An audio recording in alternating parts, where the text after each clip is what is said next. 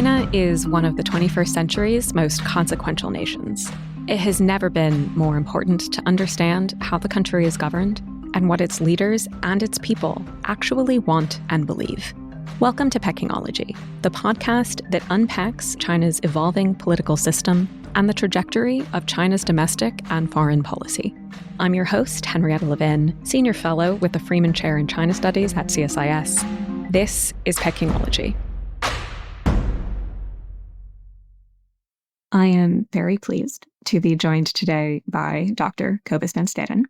Cobus is a managing editor with the China Global South Project, host of the China in Africa podcast, and a leading scholar of China-Africa relations. As we look ahead to President Xi Jinping's probable travel to South Africa for the G20 summit later this month, I thought it would be a great time to unpack China's Africa strategy. And I am thrilled that Cobus has agreed to help us do that. So, Cobus, it is wonderful to see you. It's fantastic to be here. Thanks for having me. We like to start all of our episodes with a personal question. So, how did you originally become interested in studying China-Africa relations, and how did you get to this point in your career? I started off in Japan studies, actually, and I did my grad school work in Japan, focusing on Japanese-driven media globalization and linked to that the use of media and pop culture in Japanese public diplomacy. So I looked at flows of Japanese media to Africa and the ways that pop culture was used in promoting Japan in Africa. But when I came back to South Africa after being in grad school, it was the heyday of the emerging China-Africa relationship. So China was everywhere. It was like skylines were looking different due to China, in different African cities. So it was this fascinating, clearly historical moment. And I started doing comparative work between Chinese media diplomacy and Japanese media diplomacy, which was quite different. China was quite conservative, focusing on state media. Japan was all otaku, kind of anime cosplay, etc., that kind of pop culture promotion. And so as part of that comparison, I became very interested in Chinese relations with Africa. And so I started focusing on that more and more. And here I am years later. I'm still doing that. Well, to dive into it, how would you characterize China's strategy in Africa today? I tend to see it as part of a wider strategy of China building a kind of a community of influence or a network of allies throughout the global south. Africa, I think, constitutes the heart of the global south in lots of ways. And China has had a long history of anti-colonial solidarities with Africa. And so, continuing Chinese influence in a continent with 54 UN votes, as the global south becomes more and more central, I think, as, kind of to global communities, global voices, the global economy as the century progresses. I think China is making this kind of bet on the future, that the rising powers around the world are going to have more and more influence, and that China's earlier solidarities positions it very fruitfully to be at the center of this kind of global emerging network of developing countries. So I think I tend to see it from that perspective rather than as an example of extractivism, while, kind of aspects of extraction economies are clearly obviously present in the relationship. It's a great perspective. And I think we can sometimes get stuck, at least in Washington, on that extractive element of the strategy when there are much broader political ambitions at play as well. So the marquee moment in China-Africa relations is FOCAC, or the Forum on China-Africa Cooperation, which meets at the leader level every 3 years, most recently in August 2024. What came out of that last FOCAC summit? And were the African leaders happy with what they got? It was an interesting FOCAC because in the past, FOCAC used to commit very publicly to very large single funding goals. In this case, the funding goal was somewhat more diffuse, but overall, I think African leaders were quite happy with the outcome. So Chinese project lending to Africa had declined a lot from roughly 2017 till the end of the COVID pandemic. And so this summit marked a kind of return of some of that funding, a return of engagement after the zero COVID shutdown in China. It also positioned a set of new kind of dynamics and new narratives in China's cooperation more broadly in the Global South, but particularly with Africa. So there was a strong focus now on green industrialization, on electrification, and on technological and modernization cooperation. And that has, of course, been a long-term kind of theme in China, but that particularly green energy as a theme really came out very strongly after the COVID shutdown. So in that sense, I think it demonstrated a recommitment to African industrialization. I think that African countries were satisfied or happy with. And I think it also showed an ongoing trajectory where the African side has more and more kind of say in setting agendas. That has been a long-term kind of evolution of the FOCAC process. The last iteration, I think, showed that some of these kind of like talking points were also taken into the decision-making. And could you unpack that tug of war between China and its African partners about who is setting the terms of the agenda for the relationship? That is a very interesting kind of process. It really is a kind of a back and forth between them. I think the kind of African agency in the FOCAC process is frequently kind of underexplored. China is frequently kind of characterized as being in the driver's seat, of the FOCAC process. And I think in reality, it is a much more dialectical kind of back and forth process between African embassies in Beijing, the African Union, individual member states, and China. So an example, the first FOCAC gathering was in 2000. For that first decade, China was very business focused. Like it was mostly focused on commercial engagement, infrastructure engagement. And then from the 2012 summit, there was this turn towards a broader form of engagement, including, for example, a lot more engagement with security provision, peacekeeping, that kind of work. That turn has largely been framed in my research as having been pushed by the African side. China wasn't necessarily that interested in being, in working in security spaces in Africa, but they ended up doing that anyway, mostly under the auspices of the UN.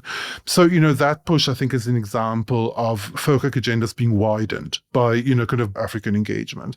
And we've seen that particularly in pushes towards more commitment to industrialization work and other forms of developmental work, particularly economic developmental work. There's been a strong push, in Africa for that kind of cooperation. How does China think, and how do the African countries think about the relationship between their regional multilateral engagement, this like China plus region construct, and how does that correspond to China's bilateral engagement with these many individual countries with their diverse national circumstances? There is a kind of a tension between those two. There's been a little bit of I think, growing resistance in Africa against the Africa Plus One model of engagement, simply because Africa is a very big place and is very, very complex. So it necessarily has to break down into regions. There's a limit to the commonality between the different parts of the continent, even though Pan-Africanism is, of course, has a strong history in Africa. So in some ways, the African Union, with the natural kind of forum for this kind of engagement. But in a lot of ways, that complexity kind of outstrips the capacity of what the African Union can negotiate. And so it ends up kind of defaulting back to bilateral engagement anyway. And this has been kind of a central weakness, I think, in the FOCAC process, is that there are these kind of shared goals being put out. But in the end, the actual negotiation comes down to the bilateral. And that is frequently because China also frequently prefers bilateral negotiations because, it's easier to handle in lots of ways. But also in Africa, particularly in the context of the African Union, there is sometimes a weakening of African Union solidarities by individual member states because they are also, they're pushing these kind of national agendas as well. So that is a kind of an ongoing tension that lies at the heart of Africa's external engagement more broadly, particularly in the context of the African Continental Free Trade Area. That is essentially the world's largest free trade kind of area now. And this strong push for integration, like different forms of economic integration and formal integration. So there's a tension there between that and the ongoing strength of particularly key member states, that end up just kind of like outstripping their neighbors in strength and influence, and end up kind of pushing the agenda. So that is an ongoing issue within African external politics as a whole. So in many of China's engagements with regional communities around the world, we see that it often wants to kind of appear to support regional coherence, especially when it's most convenient, but then also tries to sometimes exploit those bilateral fissures among the community to gain better leverage or better negotiating position when it comes to really concrete projects. So do you see China trying to play that game in Africa and with FOCAC as well, or is that an unfair caricaturization of their approach? It ends up kind of defaulting to that anyway, because on the African side there tends to be a kind of a national bilateral default kind of assumption anyway. So there, I think that kind of power play may definitely be, kind of part of the mix, but it ends up being backed up, I think, from the African side too, because of these pre-existing kind of like state biases. That does change occasionally when we're talking about cross-border projects. And I think it will increasingly change as the continent itself is starting to focus more on integration. The thing to keep in mind about Africa is African infrastructure was originally built by colonial kind of powers, and it was built fully for extraction. And so the infrastructure also demonstrated or, kind of visualized the incoherence between different colonial regimes, but, kind of within Africa. So you would have things like rail lines running to the border and then just ending, for example. So there's a lot of this kind of long-term fracturing of African systems that need to be fixed and that need to be integrated and woven together. So I think more and more of that will happen. But overall, I think still this kind of bias towards a kind of a bilateral approach and each country kind of pushing its own developmental agendas tends to play into whatever kind of like leverage China also wants to try and kind of gain from working on a country basis. It ends up kind of mutually reinforcing, I think. And so let's dive into Chinese investment and infrastructure development on the continent. I'd be interested in how you're seeing the latest trends in BRI development in Africa, especially now that many of those early BRI loans are coming due. Obviously, like the BRI's engagement in Africa was really big and very complex. And also it was very early days in the BRI. In some ways, Africa was a kind of a laboratory for the BRI almost before the BRI was coined, because the going out policies that preceded the BRI, some of that kind of early kind of trying out this kind of external engagement by Chinese companies ended up happening in Africa. And so, by the time the BRI was launched, that was already running. So in a lot of ways, I think one could kind of point to certain kind of failed projects or problematic projects like under the BRI banner, and there were certainly many of those. But overall, research that I've seen has also pointed out that in many cases, BRI infrastructure investments had a direct correlation with development or economic growth. So it's very much a kind of a mixed bag. Some of these projects, I think, were really transformative in making things easier for African countries to then kind of build development on. As you were saying, some of these loans are coming due, but it's also interesting to see how the ongoing kind of engagement, despite the loans coming due and the large kind of like debt repayments happening right now, particularly because some of those loans are now like in that kind of like 10-year, post-10-year kind of moment.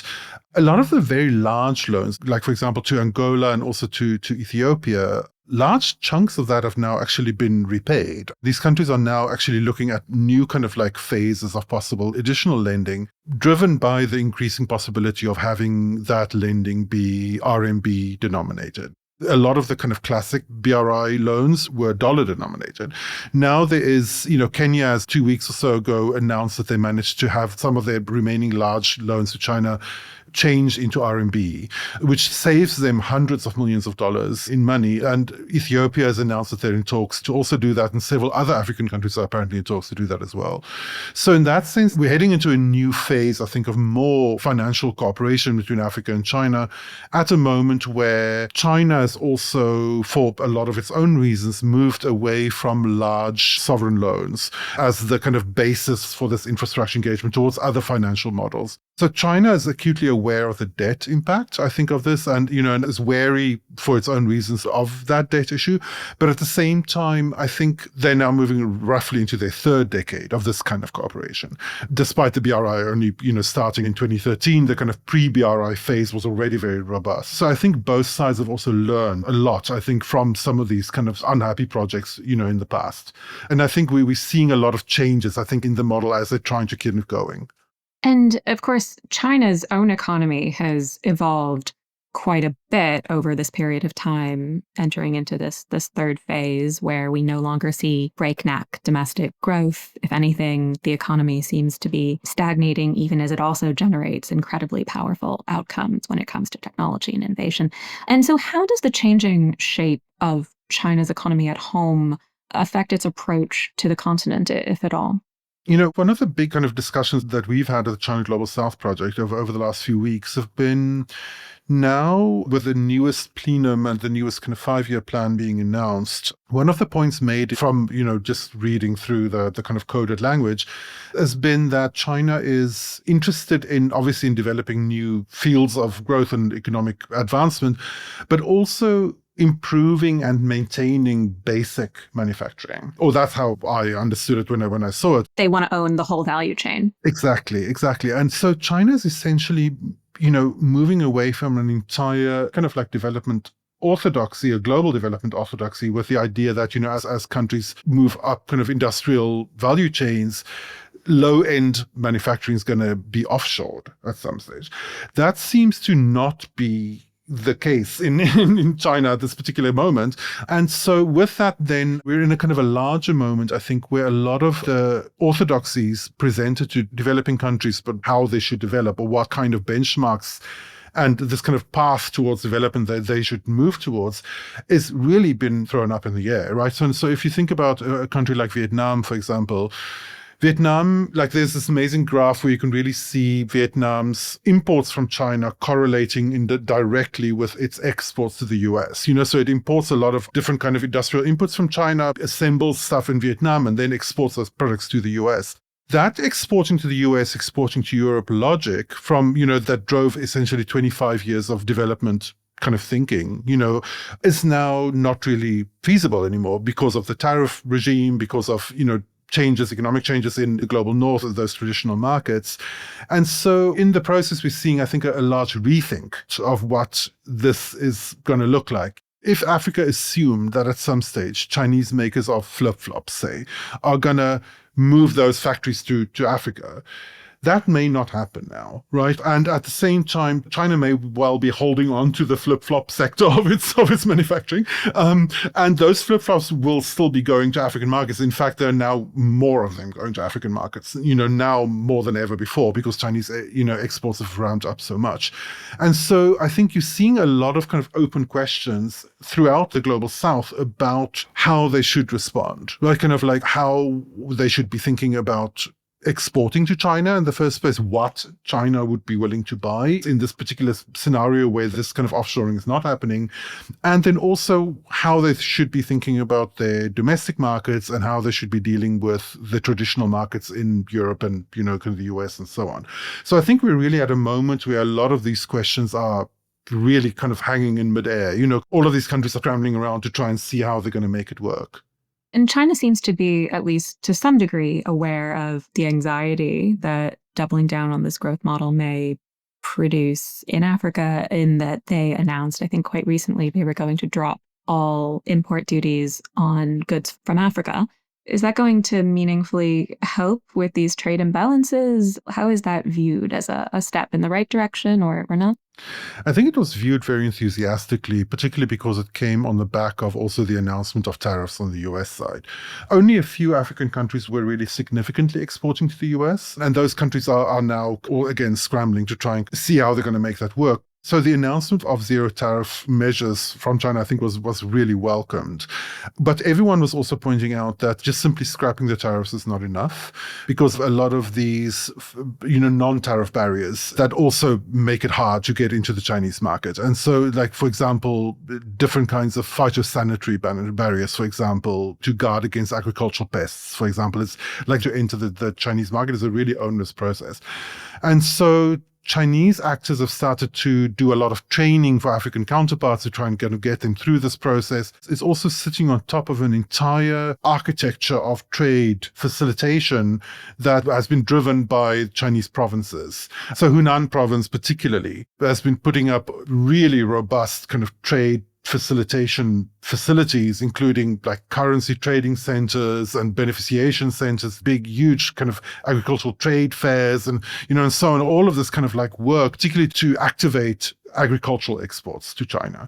And that has been really also significantly driven by African demand and African kind of, diplomacy behind the scenes to try and kind of push agricultural trade as an engine of jobs growth and development over the mining sector. Because, Africa is overmined.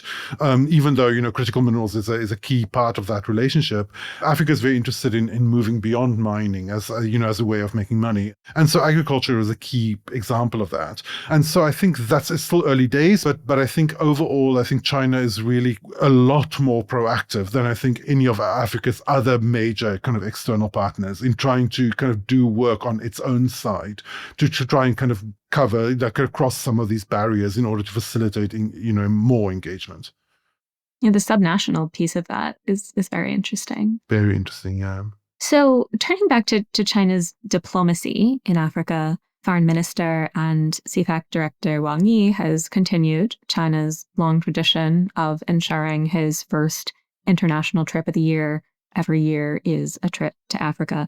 And of course, within the Chinese system, Wang Yi himself has acquired probably quite a bit more influence than a foreign minister traditionally would. So I'm wondering what role his leadership has played in China's approach to Africa over his increasingly long tenure.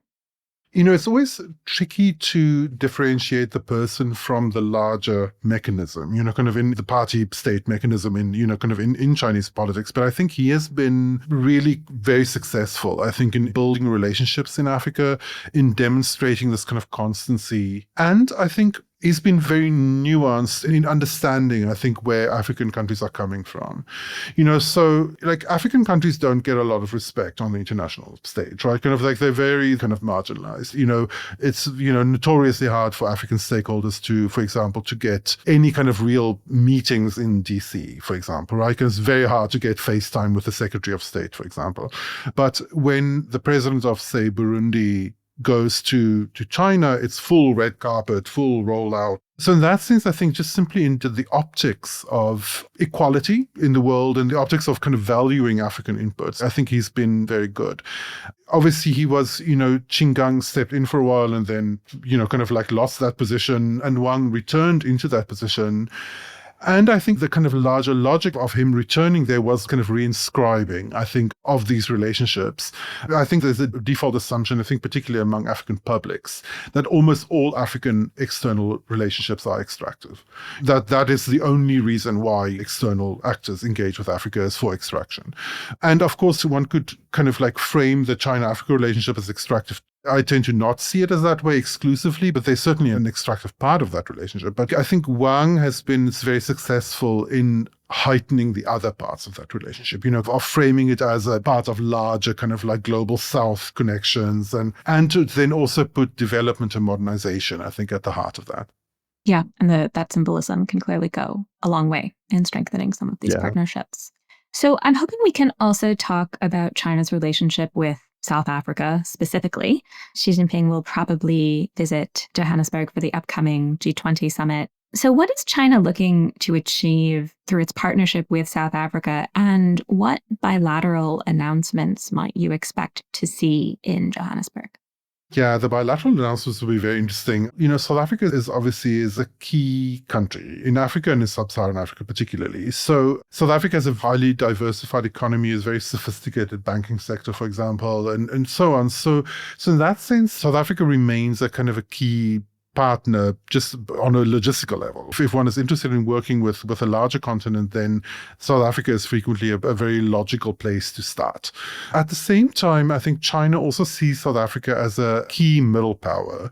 Post-apartheid South Africa has really valued having its own foreign policy vision. And I think as a middle power, South Africa is frequently punched above its weight in lots of ways, where its role as an opinion leader in the rest of the world has outstripped actually its economic power, And so in that sense, I think South Africa as an opinion setter, as a trend setter, particularly in Africa and particularly as an emblematic global South country, made that China saw it as a useful partner beyond Africa. So China famously championed South Africa's entry into the BRICS bloc, for example. And South Africa has, jointly worked in COP negotiations, for example, or, around a whole bunch of different issues. So in that sense, I think in lots of ways, China is very interested in South Africa as an example of larger global South multipolarity, as an early leader in that kind of multipolar emergence, and as a kind of trendsetter, I think, in the global South more broadly. That said, I think in some cases the two don't necessarily always understand each other. While South Africa, I think, has significant competence in dealing with China, I think, China is still quite a far away entity for South Africans. And I think a lot of South Africans feel quite distant from China, maybe the government less than the people. There's not a lot of kind of organic knowledge of China, for example, among ordinary South Africans. I think sometimes Chinese stakeholders also find South African systems difficult or baffling to deal with. I've had many complaints from Chinese diplomats, for example, about negotiating like South African, employment equity law, which is very complex and was designed to overcome the baked-in engineered kind of discrepancies between different racial groups that came from apartheid. And so it's a kind of a supercharged form of affirmative action, basically, that brings a big kind of bureaucratic kind of weight with it. And many Chinese kind of investors have said this is a lot to deal with. So, for example, they're not necessarily always on the same page, but I think in some key ways they really kind of find each other as in a moment of larger kind of global South solidarities as Western power itself changes and also as multipolarity becomes more the kind of rule of the road in international relations. And to return to some of those broader economic trends you were describing earlier, in which China is increasingly trying to retain kind of entire value chains within its own economy while doubling down on massive exports of low-priced and often quite high-quality goods that can do real damage to manufacturing sectors around the world. What does all that look like in South Africa, and how is the government trying to deal with it, including in their relationship with China? So electrification, I think, provides a kind of an interesting kind of like micro case study of this, right? So on the one hand, South Africa has its own solar panel industry, like a small little solar panel industry. Has a few companies that make their own solar panels. So the South African government has been toying with the idea of putting tariffs on Chinese solar panel imports to try and kind of grow their own industry. But at the same time, we now also know that a lot of these panel makers or assemblers in South Africa also import some of their raw materials from China. At the same time, South Africa has been going through an ongoing electricity crisis for the last 10 years with a lot of kind of blackouts and brownouts. And South African individual citizens, just private citizens, have imported the equivalent of almost the entire South African installed capacity bit by bit from China. So Chinese solar panels have been really instrumental in helping individuals, small businesses and individual households to overcome some of these electricity gaps. And that is happening on top of this kind of government wondering what to do in relation to its solar industry. So this is an example. I think it's a very kind of chaotic situation in lots of ways, kind of a very complex one. And while I think China holding on to these longer supply chains or like the whole of the supply chain within their own economy, one of the kind of contradictions that we're looking at is how that reality and the kind of China price that comes with that, kind of based on the economies of scale that happens within China, in some cases that is really kind of like hitting sectors in South Africa quite badly. On the other hand, we're also seeing that other sectors are really racing ahead on the back of Chinese inputs. So there's a lot of kind of like businesses, for example, again, running on just the stability of Chinese electricity provision. So it's really this kind of very interesting kind of mixed bag. You can't really see how it's going to end. I think certain sectors are going to be badly affected, but other sectors, I think there are ways in which the country is using Chinese inputs to try to then kind of grow its own businesses in relation to the rest of the continent, for example, in these kind of complicated ways. And at the same time, this is all happening on the back of the collapse of US-South Africa diplomacy. So with the falling away of the African Growth and Opportunity Act, which facilitated a lot of auto assembly by companies like Ford in South Africa, and those cars were then exported to the US. Now that is, on the back of tariffs and the falling apart of AGOA, South Africa is in dense negotiations with all of these different like automakers from China to try and kind of fill these gaps and to take over some of these assembly plants, kind of amid expectations that Western car makers are going to be retreating from the scene. It's happening very quickly, and it's happening in very kind of complicated ways where certain sectors are suffering and other sectors are being boosted at the same time in these kind of complex interactions with China. South Africa and China have also built a significant military-to-military relationship I was reading that the South Africans were talking to Beijing about trying to push back a naval exercise so that it wouldn't coincide precisely with the G20 summit. So how does the PLA view South Africa? The PLA, I think, sees South Africa as a potential partner in its kind of larger kind of military to military diplomacy. I think one reason why South Africa was favored in this way is because it's one of the few countries in the region with enough of a navy to be able to do this kind of engagement. We're seeing now that this week, for example, there was also shared military exercises with Kenya, for example. So overall, China, I think, is interested in having as many relationships as it can. And PLA diplomacy has dovetailed a lot with training, like training-based diplomacy of African militaries right across the continent. So South Africa received some of that training, but it's not the only one. It's like many African officials from all over the continent have received training in China and have had these kind of like relationship building, kind of experiences as gone on. I think overall, from the South African side, they see it as an exercise in non-alignment, an attempt to try and kind of build relationships, outside of traditional partners in the West. From the Chinese side, it's part of a much larger kind of global drive towards diversifying relationships and building as many of these kind of relationships around the world. But the thing to keep in mind is that South Africa is a small player in this space, and the South African Navy particularly is quite under-resourced and quite overstretched. So there's very much a limit to how much of this kind of engagement South Africa can do. There's a natural kind of like ceiling there. And the country doesn't really have the capacity to go beyond that, I think. Well, we've gotten through this whole conversation without talking about Taiwan.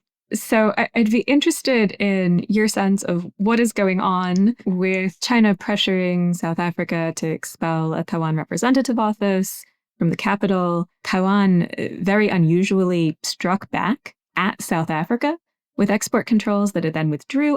What do you make of this? So there's a precedent to this. A few years ago, in the late 2010s, there was similar pressure in Nigeria to expel the Taipei liaison office from the capital Abuja towards Lagos. And the Nigerian government was kind of put in a similar kind of awkward position. And I think they did end up kind of, as far as I understand, they're moving that office or putting the pressure on the office to move. It's not the first time that this has happened, and it's not the first time it happened in Africa. In South Africa, the issue is slightly more complex because of the history between Taiwan, South Africa, and China. So, South Africa maintained diplomatic relations with Taiwan right throughout the apartheid era.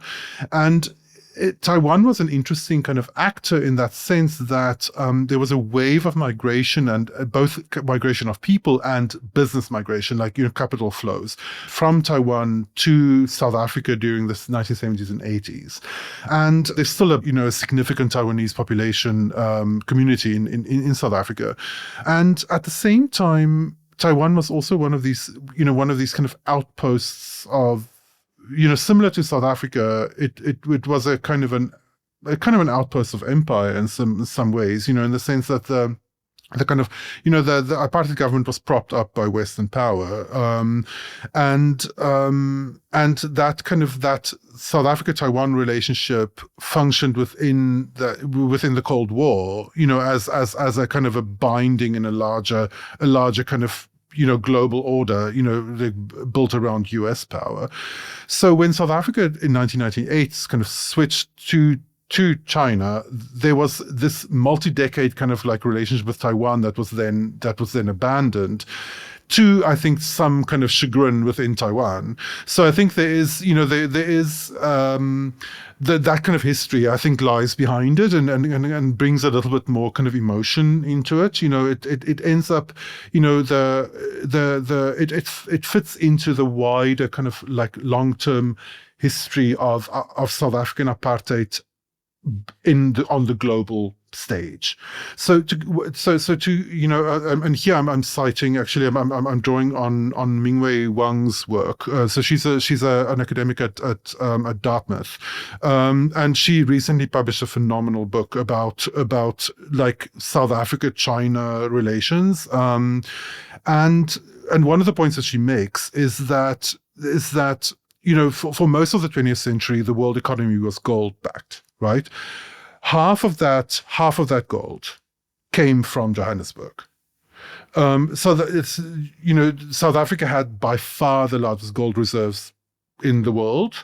The mining industry in South Africa, essentially backed the world economy.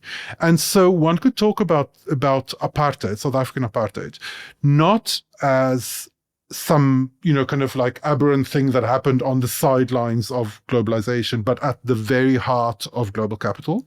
And so there's a history of apartheid that can be told as essentially a history of the world, the history of the global economy, right? Where South Africa sits in this very symbolic kind of like middle of that story.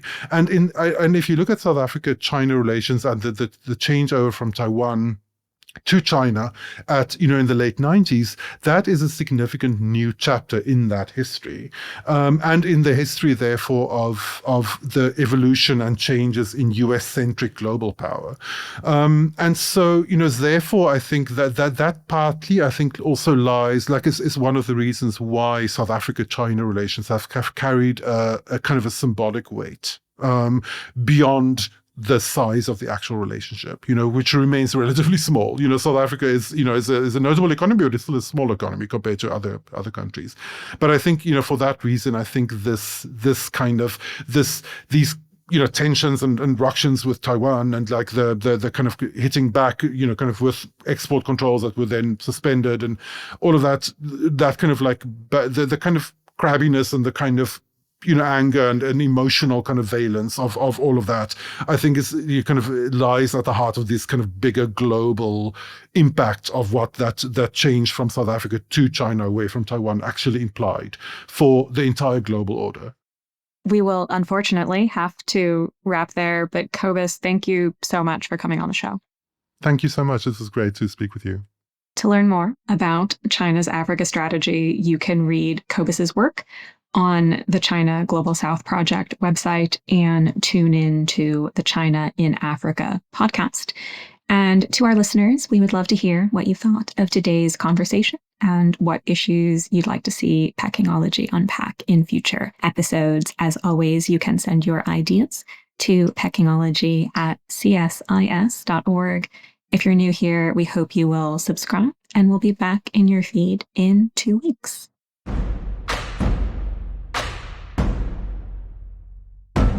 If you enjoyed this podcast, check out our larger suite of CSIS podcasts.